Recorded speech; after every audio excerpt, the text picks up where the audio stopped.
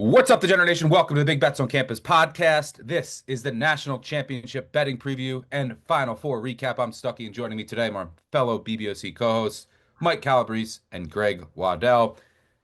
It's the last episode of the year. I salute all of you who have been with us on another journey from the college football conference previews in July until now. They'll be here again before you know it. But this is the last episode. We had some optimism, boys, coming into the Final Four, and I think the Final Four delivered. Maybe I'm just saying that because Houston came back. What if they didn't? I would have come on here and said this tournament has been awful. So a little recency bias there. And Chad Baker Mazzara coming through with four threes for me. I was the guy in the book cheering for the random three at the end. Someone's like, "What? Why is this guy cheering for this random three?" But I thought both games delivered. Greg, I'm going to start with you. Two questions for you. First, what were your thoughts on both games? And two, tell us about being in San Antonio for the Final Four. How was the crowd? How's the atmosphere? What was the split of fans? All of that. It's been special. I told you guys coming in that I think I've tried to be the optimist throughout this madness list tournament on it's gonna pay off. And I think it did pay off last night. Now, Houston's heroics late made that worth it. If we just got a Duke blowout, we would have a more bitter taste in our mouth here. But no, it's our fourth year of being here, credentialed for these games. It's always an experience I feel fortunate for. But truthfully, this year just feels different. It feels like the caliber of each of these teams is so much higher than it has. The fan bases all showed out. Houston definitely ended up feeling like the hometown team, which makes sense. But I think they also got the added boost of everybody wants to see Duke lose. You've got Yeah. Florida fans sticking around. They showed out that are desperately hoping their team plays Houston and not Duke. And Yep. I think the youth for the Blue Devils kind of succumbed to that. It was a goosebumps filled experience for everybody in that arena down the stretch of that game last night. But it was high level hoops. I thought I really do feel like all four of these teams are national title caliber worthy if things broke their way. You saw good Auburn for 20 minutes last night. You saw good Duke for 35 minutes last night. And I still think we're in for a treat in the championship game too. Yeah. What Duke Houston felt like to me was uh, obviously I'm still going to bring this up because I'm still bitter. Was Texas Tech Florida, where I was like Texas Tech this game they've won this game, and I felt like that as someone who had Houston. I remember I was like, okay, I have 5.5, 5. I was trying to figure out ways where we could pull an Ole Miss against Michigan State, right? Like, all right, how can we get the ball just down 7 with 8 seconds left and then hit a shot to get in the back door? Like that was what, and I'm an eternal optimist when it comes to bets. Didn't think Houston was going to win that game outright, and that, but it had the similar feel of like, oh, Duke, like Texas Tech has this game against Florida, and then you're just like, whoa, what happened? Similar feel in this game, like you're like, wait, what just happened in this game? That was awesome way to end the night, and then credit Florida, Clayton is just Steph Curry. At the end of games at this point, like just tip your cap. The shots he makes, like just clutch gene out of control. It's insane at this point. Credit to him. It's amazing that he was at Iona a couple years ago. Crazy. Calabrese, what were your thoughts on? Oh, but by the way, Greg, one more last question. You said this is their fourth year in a row you've done Final Four. I'll put you on the spot, but how would you rate all four just overall experience wise?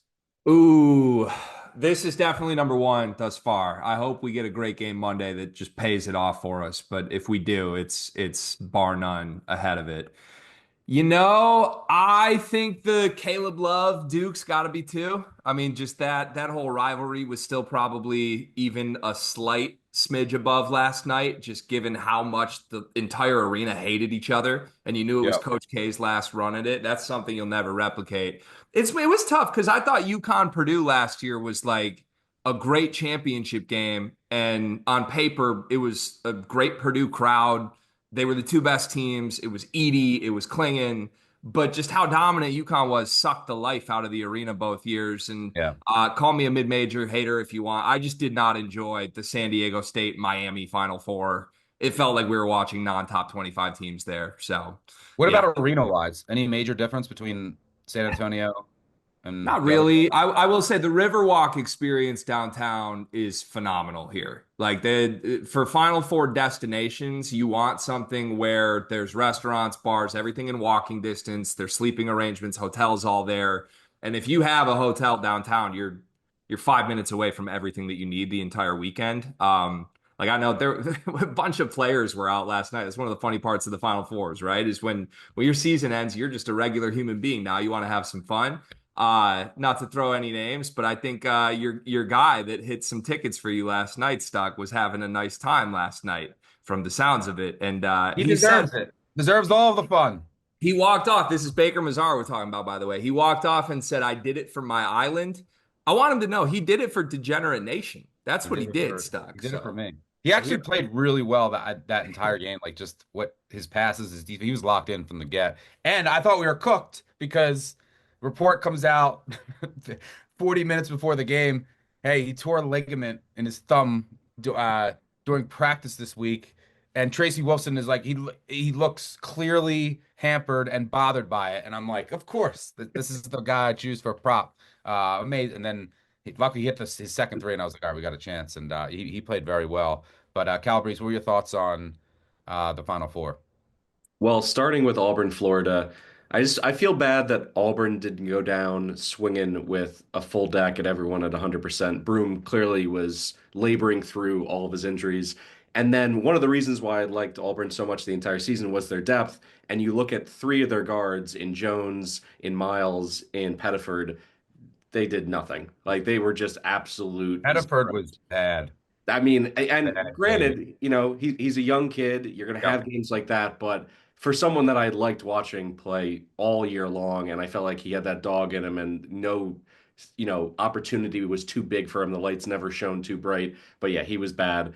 And then the Duke game. I mean, listen, I stuck my neck out there. I basically laid out the formula and said that if Duke gets into a close game, I don't believe in them, and people were chirping me all week. So sometimes it's more than just winning the bet, it's winning the exact narrative that you think is going to come out there. So that felt incredible. I let that wash over me. I was at a party.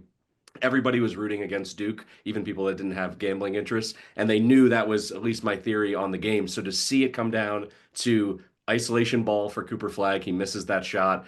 The only thing I'll say, even though I was all in on Houston, I wanted them to win. I certainly wanted them to cover that foul on Cooper Flag. Like you're making that Come call in on. that And the situation. refs I thought were great both games in the sense that neither was dictated by the refs, right? Like there was no, hey, why is this team in the bonus with 11 to go?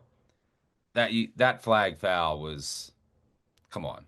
And I can't. and, and I agree, Stuck. It's like with a team like Houston that plays so aggressively, every single opportunity for contact, they're playing physically through, every single possession. It can be very difficult to officiate a game like that accurately for 40 minutes. I thought they did so, but yeah, that flag, And they were letting things go the whole game. Like, don't call that.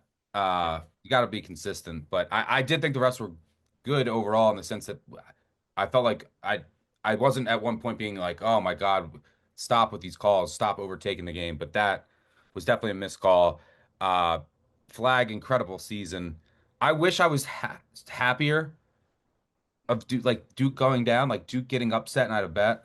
It was nice. Don't get me wrong, but this Duke we talked about it. This Duke team wasn't your typical. I hate this team. I hate the players on this team.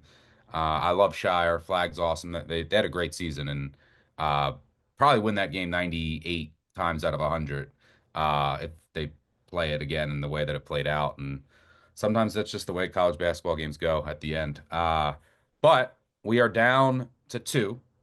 We have Houston and Florida. Florida is a 1.5 point favorite. Total has some books ticked up from 140.5 to 141.5. I could tell you I'm going to be on Houston right off the bat. I don't know. I don't know what the split of this game is going to be. Maybe it's close. I would assume people are going to slant towards Florida, but I don't know. Could be wrong on that. Greg, curious to get your thoughts, initial thoughts, what you like for the game. What do you got? Yeah, I'm struggling with this one because maybe it's just being overcome by the end of that Duke game last night and feeling the crowd into it. But like my initial reaction was Houston as a slight dog here is almost too good to pass up. I've been in love with just the idea of Sampson's program finally getting over the hump. We all know March is an incredibly fickle beast. It's a fluky tournament. And he's had national championship worthy teams 5 consecutive years. To slay the dragon that is Duke in your home state, 3 hours from campus, just feels too good to be true. But the more I sit on this, I'm starting to think about the matchups. I'm starting to think about the best player on the floor. And it's starting to remind me a little bit of that Wisconsin team, 2015, that slayed the Dragon in Kentucky. And you just think, oh, they did it. They're over the hump. Orion's going to do it. And then you get to the final game, and there's just a more talented team waiting for you. I think I'm leaning Florida at this point, and I know it's not the most confident pitch from me, but you mentioned it, Stuck. Clayton has been unbelievable. He's the best player left in this field. He's probably been the best player this entire tournament, even when Auburn and Duke were here. I mean, he's on a Kemba Walker-esque run. I believe the number was back-to-back 30-point games in the Elite Eight onward for the first time since Larry Bird. Like, he's doing things that we've never seen since I've been alive. And the clutch gene is ridiculous. And he's done it Steph Curry fadeaways. He's done it getting to the free throw line. He's just made the big shots. He never wastes a possession when the game is in the balance. And I think about how Houston is going to, be able to use their physicality and try and target him. But they have small guards. And I don't think small guards are the way to get to Walter Clayton. I did spend probably too much time when Duke had a 10-point lead last night thinking about what would happen if they put Cooper Flagg on him. That's kind of the one thing that would have taken me off of Walter Clayton. I don't think Houston has an answer for him, quite frankly. And Florida's front court is a lot better than they get credit for. I mean, I think people have come around narratively on them this season, but seeing it in person, they're huge. They got 4 different guys that do 4 different things. Condon was really bad in the semifinal. I think he's going to bounce back. Hawk is a monster who's not afraid of physicality. So the more I sit on this, boys, I think Florida's the play. I would have had this as Florida -3. At Florida -1, I think I have to bet the Gators just on the money line and lay a little bit of juice. I can't blame you. And look, margins are thin this time of year. It's a national title. I did think like the Duke Florida line was off. I mean, the Duke Houston line was off, but looking back, maybe it wasn't. Sometimes results don't always paint the whole picture, but yeah, a little. I do think Houston could have some success in the offensive glass. They will. Number one, they'll keep Florida out of transition. I always think that is a huge one of the things I was worried about against Auburn is against Auburn, they're going to get transition opportunities.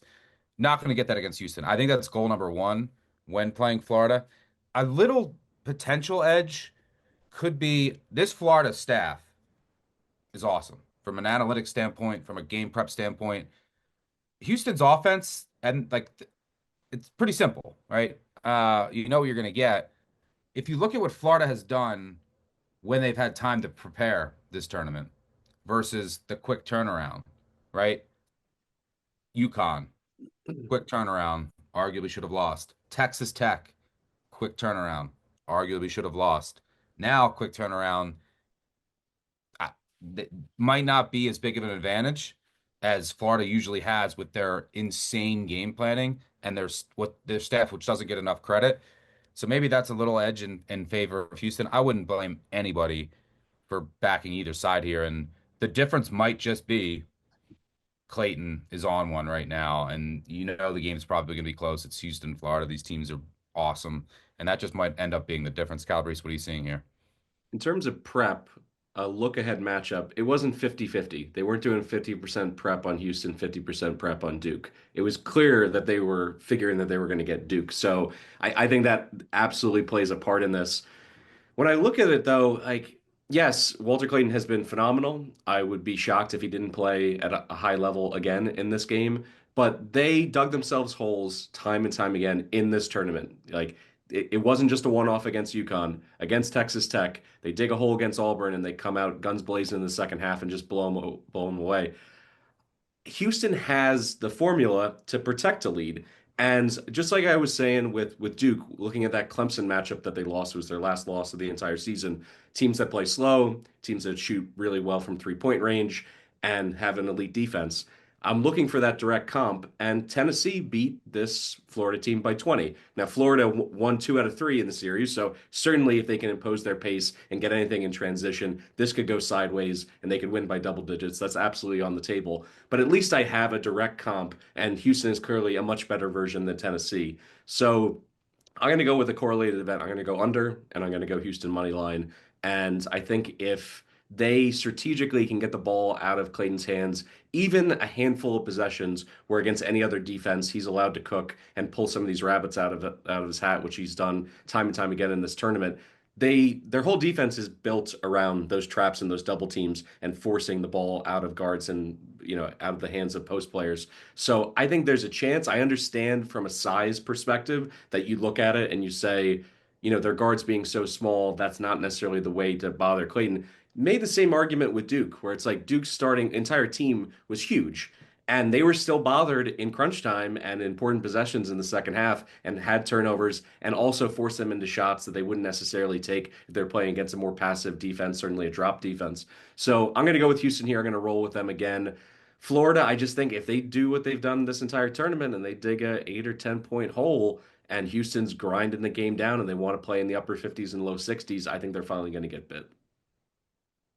All right, another endorsement for Houston. Greg, are you just leaning Florida? Or you're going to end up playing them? I think I'm going to end up playing them, but I mean, certainly hearing Calabrese go through the preparation standpoint too, I think it's a great point. It doesn't make me feel stronger in my case here. But I'm going to take myself from a lean to an official play. I just want to be aligned with Walter Clayton coming into this game. And if that leads to a loss, I'm okay. All right, before we get to some player prop thoughts, it's time for a quick ad read about my guys from Edge Boost, who I love. If you are listening to the show, I know that you're probably like me and like betting as much as I do. And when it comes to betting, there are two things I'm always trying to do: make it easier and make it more profitable. That's why I've partnered with Edge Boost, the financial platform that pays you cash back to wager. Edge Boost is an online bank account that pays you for every deposit. Because with the Edge Boost Visa debit card, you get up to 0.5% cash back on all your sportsbook, daily fantasy site, and casino transactions. That's free money back in your pocket just for doing what you're already doing. It's a no-brainer. And I promise this isn't some credit card gimmick. It's what I thought when I first heard about Edge Boost, but I opened my own Edge Boost debit card account and it made it so much easier to deposit into all of my sportsbook accounts. And there's no catch, there's no hidden fees, there's no minimum balance requirements, none of that. And if you've ever had a casino transaction flagged by your bank because they thought it was suspicious, or you've been given the runaround when trying to fund a sportsbook account online, as I know most of you have, well, the Edge Boost debit card is the perfect tool to alleviate all of those issues. It starts with a $250,000 daily limit and will never be declined for gambling activity. It's why I was so happy to open an account. Have been so happy since. So make your betting life easier and stop leaving money on the table. Visit edgeboost.bet to sign up. And if you use promo code BBOC and deposit $25, you'll receive a $25 deposit match plus Tier 2 status for faster bank deposits and more cash back. That's edgeboost.bet, promo code BBOC. Swear by the guys at Edge Boost. Love it.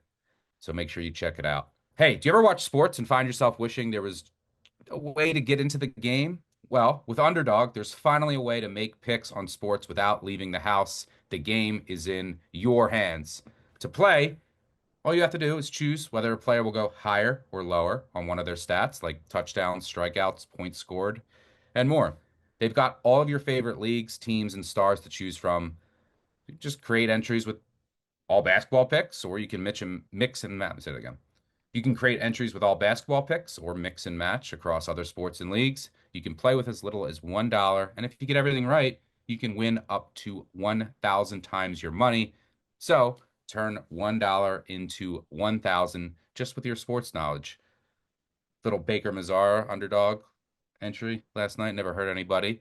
So make sure you download the Underdog app and sign up now using the promo code BBOC to unlock a special offer of up to $1,000 $1,000 in bonus cash when you make your first deposit. Join in on the fun when you sign up with promo code BBOC. Claim your special offer today and get up to $1,000 in bonus cash instantly upon first deposit. Must be 18 plus, 19 plus in Alabama and Nebraska, 19 plus in Colorado for some games, 21 plus in Massachusetts and Arizona, and present in the state where Underdog Fantasy operates. Terms apply. Concerned with your play? Call 1-800-GAMBLER or visit ncpgambling.org. In Arizona, call 1-800-NEXT-STEP or text next step to 53342. In New York, call the 24/7 Hope line at 1-877-8-HOPE-NY or text HOPE-NY. Make sure you check out the guys at Underdog. So, if you're going to do an Underdog entry tomorrow, some quick thoughts before we wrap this up. Greg, I'll start with you. Any quick leans on player props that you're looking at besides, or if you just want to endorse Mr. Clayton some more? Yeah, I got two guys that are not Walter Clayton that I am going to sprinkle on from a prop perspective. One is Elijah Martin, and I can tell you just from seeing it in person, I thought his Final Four experience was a huge factor yesterday when Auburn was really jumping on Florida early. I thought Martin just paced them. He had 10 points in the first 10 minutes, finished with 17. He's a guy, had a huge scoring performance in their Final Four game against San Diego State 2 years ago, 26 points. I feel like he's a big game guy, and I think to Calabrese's point, if I'm Houston, I think the entire game plan here has to just be, how can we get the ball out of Clayton's hands? We will live with Elijah Martin. We will live with Will Richard beating us. Martin is the guy who I think will benefit from that if Houston is capable. I see plus 170 for him at 15 points, up to plus 380 for 18, plus 700 for 20. He doesn't have a 20-point game since all the way back on January 4th, so I wouldn't advise going big there, but I think I am going to do a small Elijah Martin points ladder in this game. And then just to hedge my side with Houston here, if Houston wins this game, to me it will be critical that Milos Uzan is good Milos Uzan. He has not been great. He has two straight really quiet performances. I think he's been really bothered by the physicality and the size that he saw from Tennessee and Duke. But he was stellar against Purdue. He's been great against teams like Arizona in the Big 12 tournament this year. He's a big game guy who was really playing phenomenal ball the final 2 months of the season. To me, he had plenty of opportunities against Duke, but they just kept going to Cryer, who was like unconscious in the second half. So to me, again, stack ranking this, if I'm trying to put myself in Todd Golden's shoes, I think they're going to be really focused on Cryer. I think they're probably going to try and use some size to bother Emmanuel Sharp and those pull-up threes. I think they're probably going to stick Walter Clayton on Uzan. And to me, Clayton is probably a lot more focused on carrying the offensive burden for this Florida team. I think sometimes he can get a little lackadaisical defensively. Uzan's going to have to match him on a possession-by-possession basis. He can score up to 20 points. His numbers are very similar to Elijah Martin's. I see it right now at plus 160, 15 points, plus 380, 18 points, plus 650, 20 points. So I'm going to put small ladders together, Elijah Martin, Milos Uzan points, and those will be my prop plays. You brought up Elijah Martin's Final Four experience.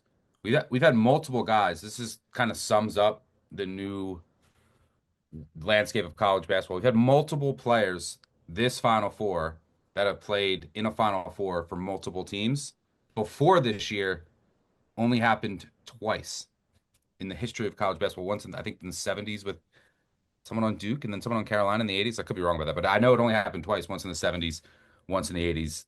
Kind of the new world. And yeah, that experience could come in handy.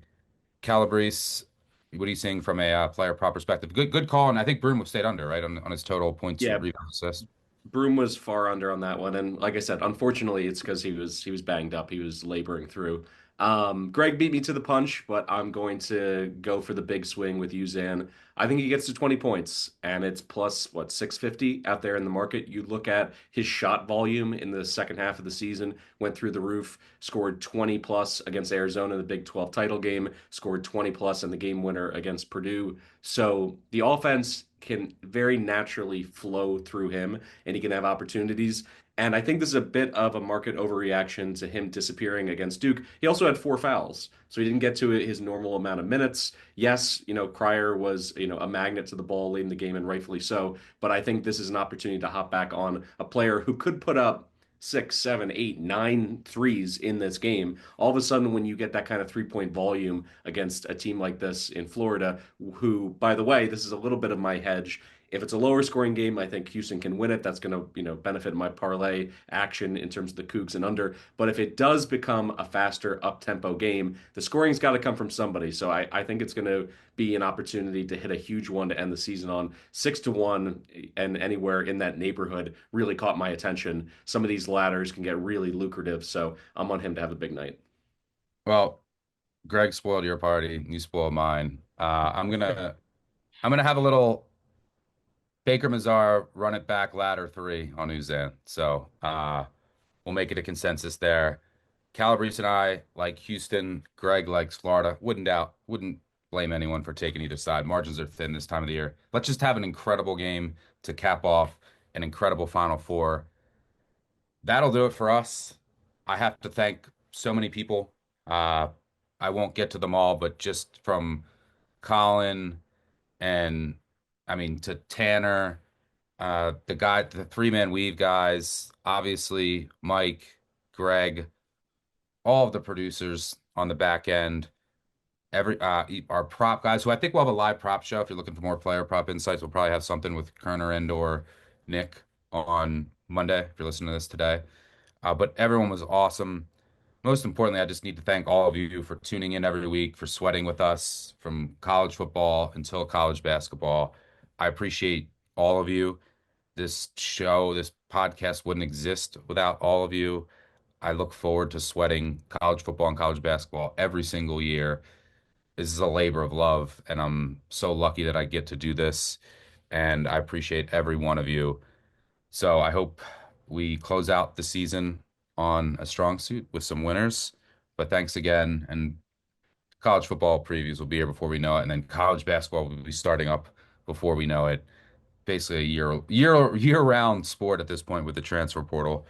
But thanks again, gents. Thanks again to all of you. Make sure you subscribe, unsubscribe, subscribe, tell a friend, tell an enemy. 5-star review. They really help us this time of the year. Do appreciate it. Good luck on the national title. And we will see you in the summer. Cheers.